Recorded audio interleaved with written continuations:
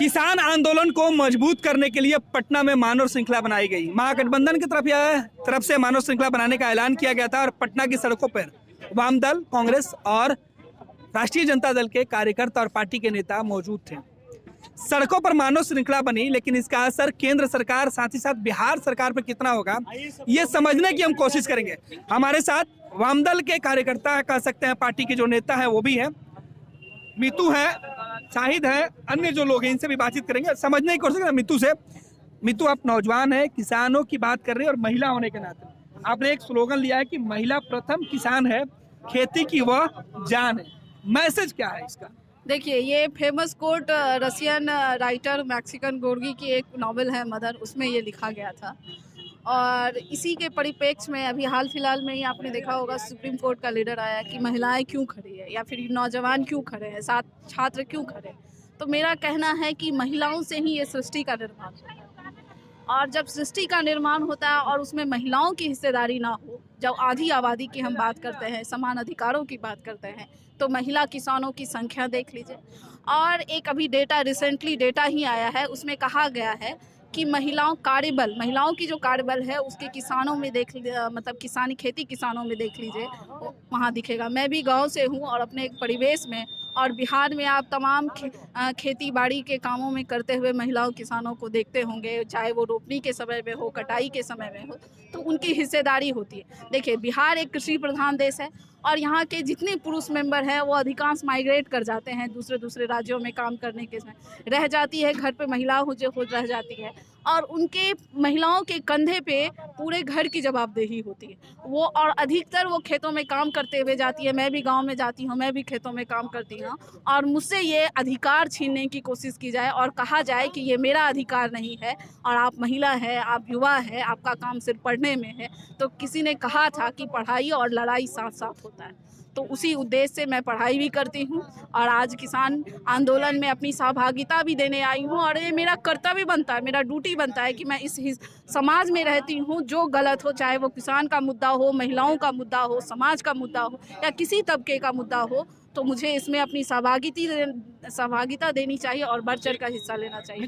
देखिए, मेरे पिताजी भी किसान हैं और मेरी पढ़ाई लिखाई उसी किसान के आमदनी से हुई, और हमने देखा है हमारे खेतों में जो उपज होता है वो सरकार एमएसपी तय की गई है, कुछ फसलों पे तय की जाती है, लेकिन जो एमएसपी तय की जाती है आप देख लीजिए कि वहाँ पे जो खरीदारी होती है वो एमएसपी के तहत नहीं होती है। न्यूनतम जो समर्थन मूल्य है उसके तहत लोगों को से अनाज नहीं खरीदा जाता है, उनका सीधे से सीधे इफेक्ट किसान पे पड़ता है। मैं आपके उस सवाल का जवाब देना चाहूँगा कि बिहार में किसान लड़ क्यों नहीं रहे। देखिए, सबसे पहले तो बिहार में 2006 में एपीएमसी एक्ट को डिमोलिश किया गया। उसके बाद से जो अभी तक बिहार के किसानों की जो फसल की खरीदी एमएसपी दर पे नहीं हो रही है। मैं खगड़िया जिला से आता हूँ, मक्के की बहुत खेती होती है खगड़िया और सहरसा, मधेपुरा, सुपौल, बेगूसराय में। इनफैक्ट अभी मक्के की एमएसपी कितनी है? 1850 प्रति क्विंटल है। 1850 है। हम लोगों के यहाँ मक्का किस दर से बिका है? 800 से 1000 के बीच में बिका है। अब सोचिए, 1850 प्रति क्विंटल के मूल्य की वस्तु को मैं लगभग आधी कीमत पे बेच के आया हूँ, तो क्या ये खेती ये फायदे का सौदा हुआ हमारे लिए?